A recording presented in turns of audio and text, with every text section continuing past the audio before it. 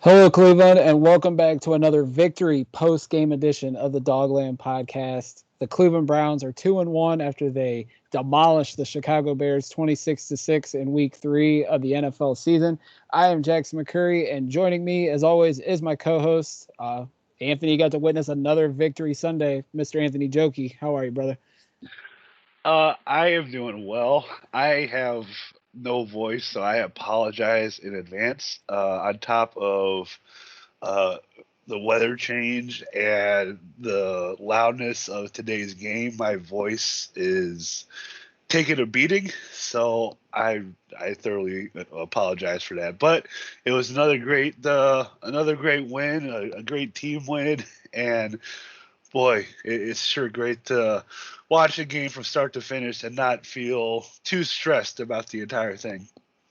Absolutely. And I would say, Anthony, I don't know if you'll agree with me on this. The Browns donning the 75th anniversary throwback jerseys. And this was I would say, a throwback performance based on how the team played. They ran the ball well. They played tremendous defense, which we'll get to here in a moment. But it was a throwback type game for the Cleveland Browns as they donned the throwback uniforms. Wouldn't you agree? Yeah, yeah, and a throwback opponent too, right? You know, you look at the Chicago Bears and their history.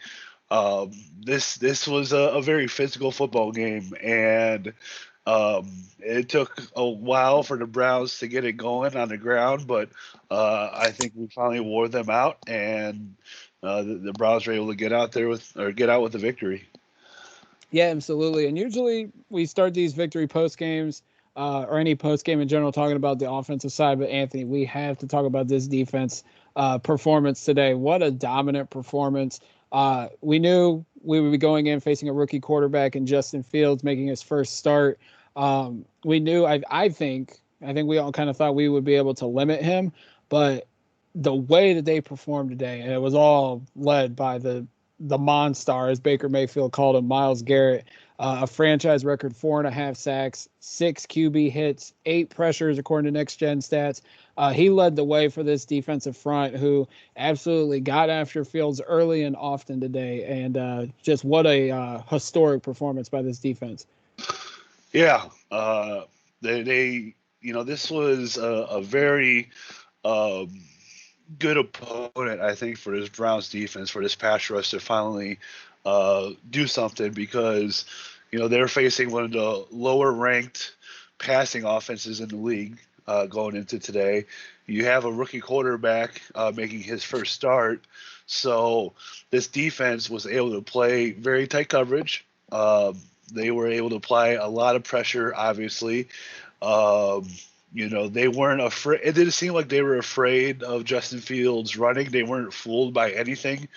You know, um, this defense just played a great game from minute 0 to minute 60, and we've been waiting for that to happen.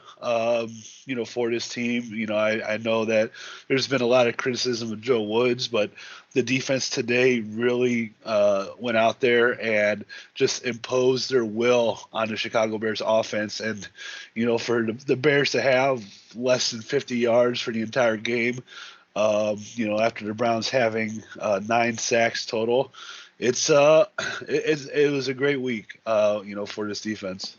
Yeah, not just 9 sacks, but 15 QB hits. So, and we talked about it Friday with Ian Wright when we were previewing the Bears. An offensive line outside of Jason Peters, who's I think 40 years old now, not a very good offensive line. And even Jason Peters, who's coming in, was graded a top 10 tackle.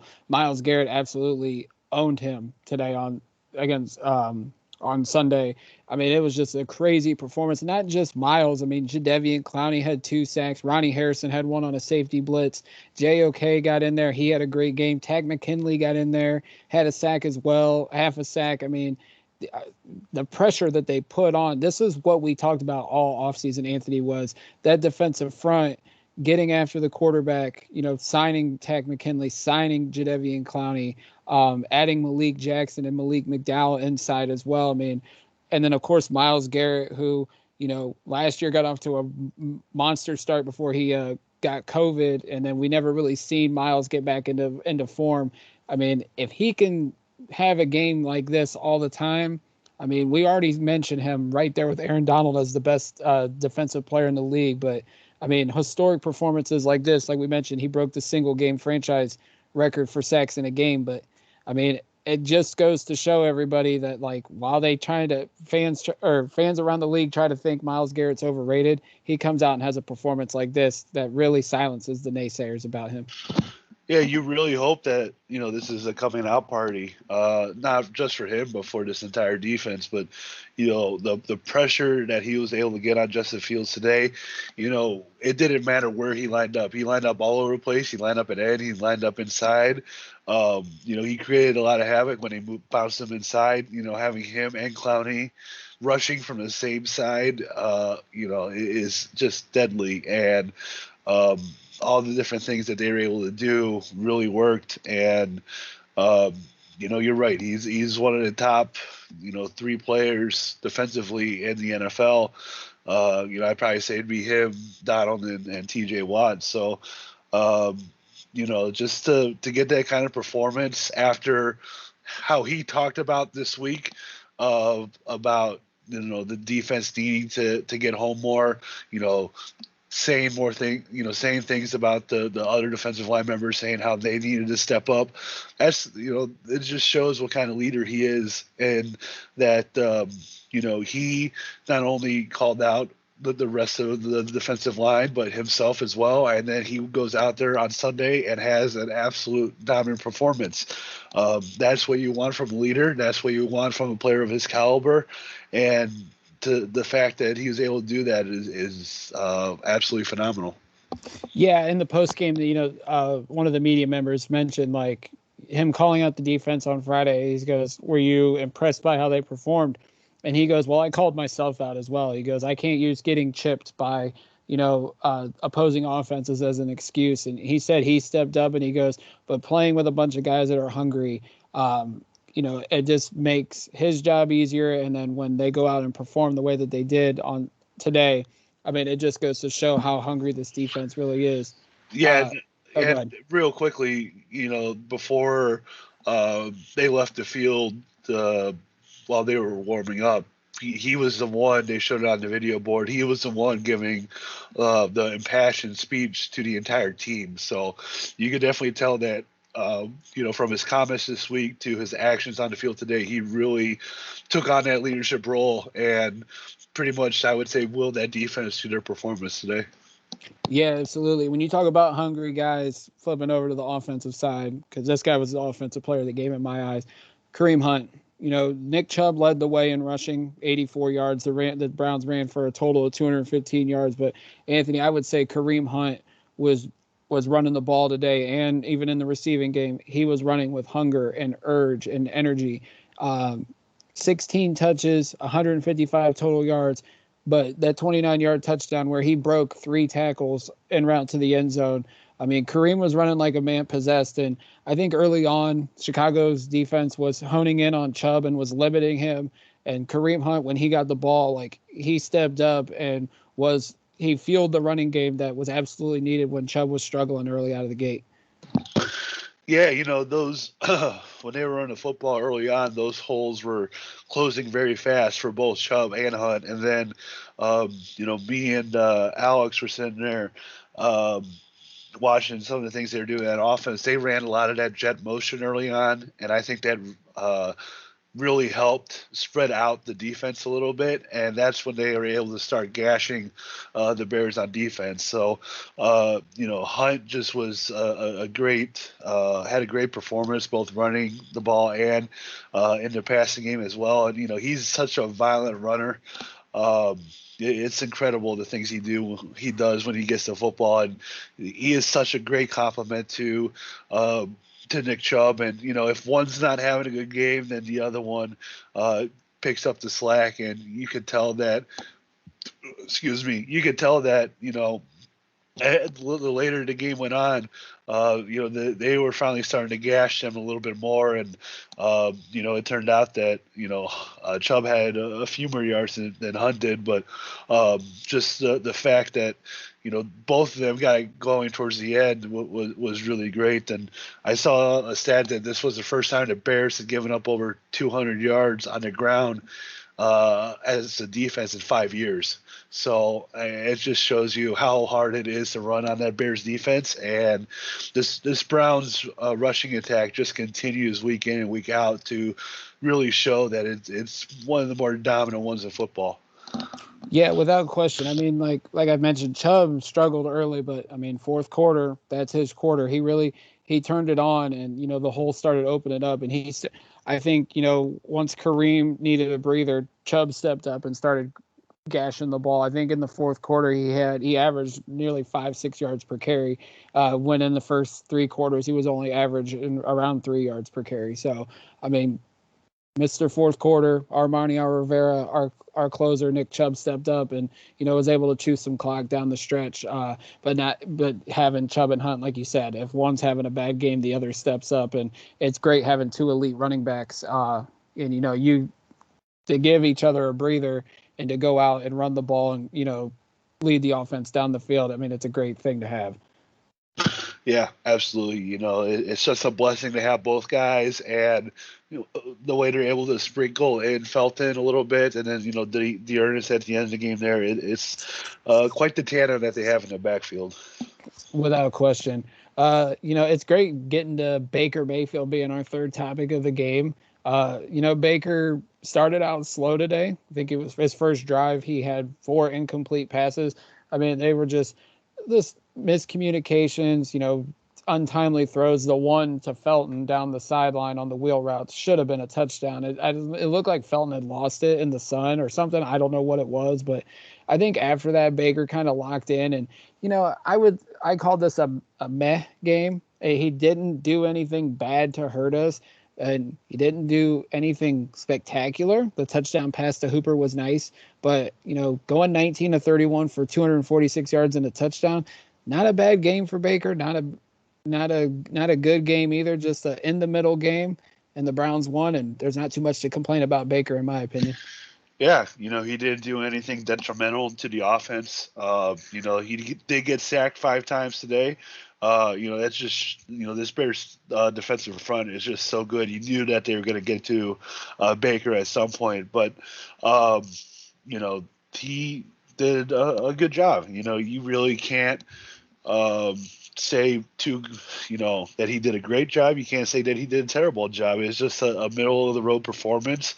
Almost like that perfect game manager role today that shouldn't be classified as a detriment to him, but the way he was able to go out there, kind of get everybody involved. Definitely got Odell involved, which we'll talk about a little bit, but I was able to spread out the football quite a bit and made a couple plays with his feet when necessary, and you really can't say too much bad about Baker today. Yeah, I will say the best thing, I think, he did get sacked 5 times, and we'll talk about the offensive line as well, but when he was running the ball today, he was either getting it out of bounds, or if he was running in an open field, if a defender was coming at him, he slid. He was taking care of himself more. We talked about it last week with him injuring his shoulder, to take care of himself more. If he's going to be the franchise, he does need to protect his body on the field at any possible opportunity to not, risk a serious injury. But him sliding, him like running out of bounds, not trying to force like a hit or trying to act like he's tough. We know Baker's tough, but the fact that he was protecting himself a little bit more when he was mobile was a good thing to see as well. Yeah, you don't want a repeat of what happened last week, and you saw some of the audio of him mic'd up during his performance last week, and when he got his shoulder popped out. He's a very tough kid, and he, did a great job today of protecting himself, and it's just something that going forward he needs to continue to do. Without question. Odell Beckham returned this week, and, for his first game back, it looked like he never left. And Kareem Hunt said that in the post game, and I just thought he was so smooth, so efficient, with his route running, with his catching, with whether it was on the sideline, the way he was able just to haul his feet in, make sure it was a completed catch. I thought Odell looked smooth in his return, and if him and Baker were on it this week, and that's been the big talk all the time. When Odell leaves the field, how much better Baker Mayfield looks. Baker said it today. Odell was missed. Odell is needed on the team. It's great to have him back. And it looked like he didn't miss a beat. And it's crazy, Anthony, because he's been off the field for 11 months, but he stepped back on 5 catches on 9 targets for 77 yards. 13 was back, and 13 really helped this offense out big time. Yeah, and he for all the talk of people saying that he doesn't want to be here, he sure loved running up to that dog pound first thing when he came out today and got pumped up and was pumping the fans up and whatnot. And I thought their game plan of getting him involved was great. Not only did he have 5 catches, but he did have that end around that went for 10 yards. I thought his best route of the day was that deep comeback route that he ran. I want to say that was in the third quarter. That route was so crisp, and his route running is just tremendous. And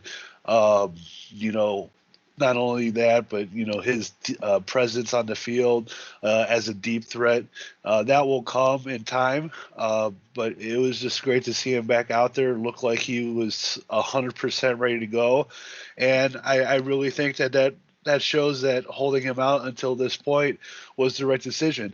He needed to come back when he was 100% and ready to go, and it certainly looked like that today. And I'll take missing him the first couple weeks of the season if he was able to come out today and perform at 100%. And to me, Jack, it really looked like he was.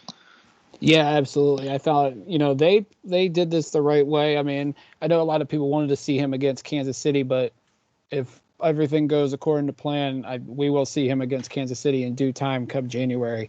The best thing I thought, him being out there opened up things more for Donovan Peoples-Jones and Rashard Higgins. They each only had 2 targets, but they caught both of those targets.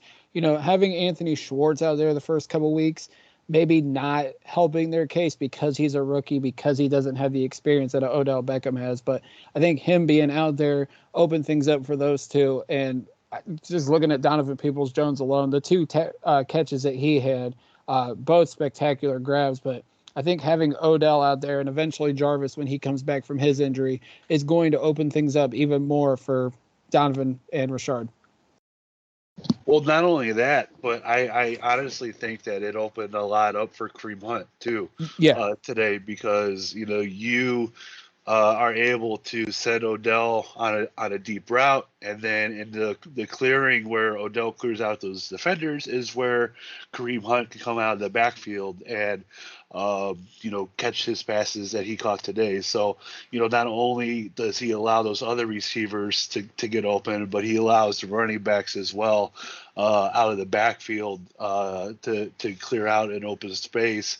And be wide open at times. So his presence was sorely missed on this team, and I'm really curious to see what they do with him and Schwartz at the same time. If that's in their plans. And just going forward, I honestly think that he's certainly going to show everybody that he needs to be on this team, and when he's out there with everybody else, that this thing can really work. And I honestly think that he is hungry to prove that. I think Baker's hungry to prove that with him. And I think ultimately it's really going to work out for everybody. I absolutely think so too. I think Odell just brings a whole other dynamic piece to this offense. And if he comes back and is the Odell Beckham that he was before he got to Cleveland when he was with the New York Giants, and he can still be that elite wide receiver, that just opens things up for everybody on the offensive side of the football. And it gives Baker that number 1 true target that he really hasn't had fully since he's come to the league here the last 3 or 4 seasons. Go ahead. I was going to say, can we talk about the other offensive MVP of today? And that would be a kicker named Chase. We were going to get to him. I just wanted to cover up a few more things before we got to Chase. All right. Offensive it was line. Exciting. Yeah, the offense. So the offensive line, they come in today, and this is I was having this discussion with one of my friends about the line. They come in today, Anthony. They're both top 5 in pass blocking and run blocking. But I wouldn't say like right now that the offensive line is shown their potential. We obviously know what they've done over the last year and a half since Bill Callahan's come in and become the offensive line coach, not to mention Stefanski and Van Pelt calling the offensive plays. Do you get the sense that they are a little bit off right now? They gave up 5 sacks this week. They gave up sacks last week. Obviously, Jedrick Wills is dealing with an ankle injury right now. J.C. Treader, we know the knees are probably bothering him big time. But should there be a cause for concern with the line? Because maybe we've expected too much and they are playing down a little bit. If you kind of, with our eyes, we can see they're kind of playing down a little bit, but at the same time, is it just these sacks will happen? They're still, the Browns are still running for over 200 yards. They're throwing for 250 plus, sometimes 300 plus. Is this just nothing to worry about, or is this something we should definitely keep our eye on? Well, can I rephrase the question a little bit? So last year, according to PFF, they were the only offensive line to be ranked number 1 in both pass blocking and run blocking ever, since they started grading. And I guess I want to rephrase that. Did we think that they were going to go into the season and do that same thing again? I know this offensive line is really good, but if you're going to do something historic like that 2 years in a row, that's certainly asking a lot. But on the other side of this offensive line has not looked 100% yet, but they have certainly proven that they're still really good. So, they, like I said earlier, they put up 200 yards against the Bears on the ground. No other team has done that in the last 5 years. So, right. I think it's like unfair for us to expect them to be as good as they were last year, because it's hard to do something historic like that, back-to-back years or even, a couple years from now. But I think that this O-line will find its groove. Once Wills is able to get that ankle 100%, I think that you'll start to see the pass rush improve. Or the pass blocking improve a little bit more. But, like I said earlier, that defensive front that the Bears have is no joke. Right. Those are some of the best pass rushers in the league, Khalil Mack and Cruz. So I'm not going to panic, and I honestly don't even think that panic should even be a thought right now with them. No, I wouldn't panic either, honestly. I mean, I mentioned it to my buddy who was freaking out. You know who it is. But it's Akeem Hicks, Robert Quinn, and Khalil Mack. Like you said, it's one of the best defensive fronts in the league. They're going to cause havoc regardless of who they're playing. But I also looked at it, Anthony, and I don't know if you'll agree or disagree with me. Teams are going to know how Bill Callahan operates. I guarantee they're watching the film just like the Browns are, seeing like what kind of flaws in the offensive line can they attack, and maybe they're attacking it. Obviously, they know our left tackle has an ankle injury right now. They know our center is dealing with knee and ankle injuries the last 3 or 4 seasons in Treader. So maybe they got these athletic pass rushers up front. They're going to they're going to wreak havoc on those weaknesses and attack. And obviously, Baker, sometimes he'll scramble, sometimes he'll hold onto the ball a little bit. That's something that they're going to hone in on. I wouldn't panic on it either. Obviously, the stats speak for themselves today. They averaged 5.1 yards per carry, over 200 yards rushing. So, they did give up 5 sacks, but at the same time, Baker passed for over 240 yards. I mean, it was a solid performance on both dimensions of the offensive side of the football. Yeah, and this whole line will get better. As these guys get a little bit healthier. I'm not going to freak out about it. This defensive line, showed today that it can make a difference, and you'll certainly see them continue to grow. So I think that the trenches for the Browns are going to improve as the season goes along. And, if you could build upon today's performance and get better, I think you're going to be in a very good place. Without question.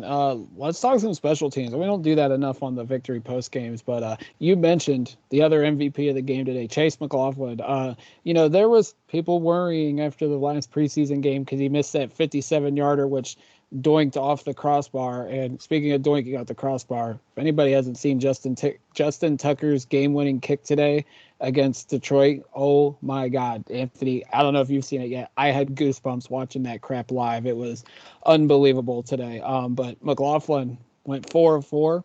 He also kicked the longest field goal in First Energy Stadium history today with a 57-yarder.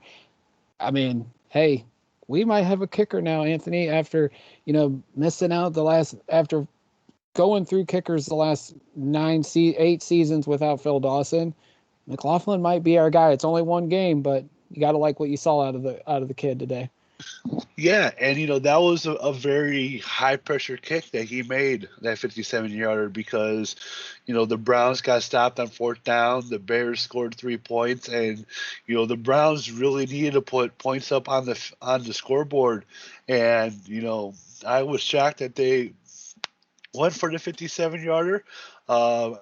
He just cleared the crossbar, but kicking in that stadium is no easy task, and to make one from that distance, to set the record is really impressive. He ended up the day 4 for 4. It's nice that we might have a kicker. I don't panic. I'm starting not to panic every time he trots out there on an extra point or anything. Those have been solid so far. So, this team, that was the one position that we were really worried about going into the year, and it seems like he's kind of calmed our nerves a little bit over these first few weeks, especially after that long one today. Without question, and one of my buddies, Luke, texted me during the pregame, we were in a Browns group chat. He messaged all of us and said, McLaughlin hit one from 63 in warmups, and I'm like, oh my God. I mean, everybody panicked because he barely missed the 57-yarder in the preseason in the Falcons Dome Stadium, but to hit a 63-yarder in warmups was impressive. Just to put this in historical context, McLaughlin and Phil Dawson are the only 2 kickers in Browns history to hit 2 field goals of 50-plus yards in a single game, and Dawson did it 3 times, twice in 2011, once in 2012, and McLaughlin joined him today. So pretty historic day for Chase McLaughlin, and hopefully it's a sign of things to come if we have to turn to him in high-pressure situations. Yep. Yeah, like I said, that kick he made in the first quarter was certainly high pressure. So, it just kind of gives Stefanski more confidence in him when those opportunities present himself to kick those field goals. Absolutely. And not only do we have a kicker, Anthony, we may have a punt returner too. You sent me the stat right before we got started. Demetric Felton, who Kevin Burkhardt and Greg Olsen were drooling about him today. Anytime he got to touch the ball, just because of how electric he can be when he's got the football in his hands, had 103 punt return yards today, the most since Travis Benjamin had over 150 back in 2015. Last season, the Browns had 115 punt return yards the entire 2020 season. Felton had 103 today. So that just goes to show, A, how electric he can be, and B, how bad the Browns punt return was last season. So not only may have we found a kicker, we may have found a punt returner as well. Yeah, and he was there were a couple instances where I thought he could have took it all away. Just one more block could have sprung him. He's certainly going to bust one by the end of the year. I'm fairly confident in making that prediction. And it's very fitting he had that performance today, returned the ball when they inducted Josh Cribbs into the Cleveland Browns Legends program today. Right. So and Metcalf was in the house too. So I mean, yep. So anytime Felton touches the ball, whether it's on special teams or offensively, it's must see. This kid is certainly I think he certainly, has something to be special. Um, and I just hope that they can find more ways in getting him the football. And I think that just special teams wise is a good way to do that. And the more they're able to get him the ball offensively, I think more special things are going to happen for him. Yeah, without question. When you have a guy like him who we haven't had since a Travis Benjamin or even a Josh Cribbs in the return game, it's nice to have because anytime he touches the ball, he can take it to the house. It's nice to have that ability on special teams because we haven't had it. I just love watching him. He reminds me of Metcalf, of Reggie Bush, of Josh Cribbs. Anytime they touch the ball, you expect something magical to happen. That's what's happening with Felton already, and it's pretty nice because he was a 6th-round pick, and there really wasn't a whole lot of expectations out of 6th-round picks. But now that you look at the last 2 years, Donovan Peoples-Jones and Demetric Felton, Andrew Berry's finding guys that have that magical ability anytime they touch the football. So it's a great thing to have. Yeah, what's nice is when you have your core in place and all this talent in place. We talked about it around draft time. You can go out and look for specific players to do specific things. And when you can go out there and specifically find somebody to play special teams, I know they have a lot of plans to play him in the offense, but when you're able to find somebody that can help win the special teams game, that's the sign of you're a really good football team when you're able to go out and draft that way. Without question.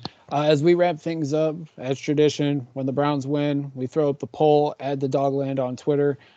Who are we crowning as the mayor of Dogland for every time the Browns win? We don't do it when they lose because why would you crown the mayor of Dogland when the Browns lose? It would be pointless. But we had 4 choices, Anthony: Myles Garrett, Kareem Hunt, Chase McLaughlin, and Jadeveon Clowney. I mean, I think I know which way both of us are leaning, but who are you picking? Well, first I'll say that last week Nick Chubb did win our poll. He narrowly edged out Felton, but I went with Myles. I mean, when you have 3.5 sacks, I think it's very hard to 4.5 sacks. It was 4. Okay, yeah, I forgot about the last one that he had there. When you have 4.5 sacks in one game, we were pretty close to, I think, unanimously just saying that he was a mayor of Dogland this week. That was an incredible performance he put out there, and especially after, like we talked about earlier, his comments and everything, calling out teammates, calling out himself, to go out there and do that. It's something special. So that's why I picked him this week. Yeah, same here. I picked Myles, and as of right now, the poll is still up. It'll be up through Monday afternoon, so go to the @Dogland on Twitter to vote. But 81% have voted for Myles Garrett, so I'm pretty sure, barring something unforeseen, he's going to be the mayor of Dogland for Week 3. Kareem Hunt has 18%. We do have some kicker love. Chase McLaughlin has 1% of the vote. And Jadeveon Clowney has no percent, and it makes me feel bad and makes me want to vote for him now because while Myles Garrett had a great game, so did Jadeveon Clowney. I think he had, 6 pressures, 5 QB hits, and he had 2 sacks himself. So, if Clowney keeps this up, I mean, he's in line, and he might get a contract extension with the Browns, or he might go out and get himself a nice payday if he can keep producing the way he has the first couple weeks of the season. And that would give the Browns a comp pick if they were able, if they were to lose him in free agency. So that's always that fun game to play as well. It would.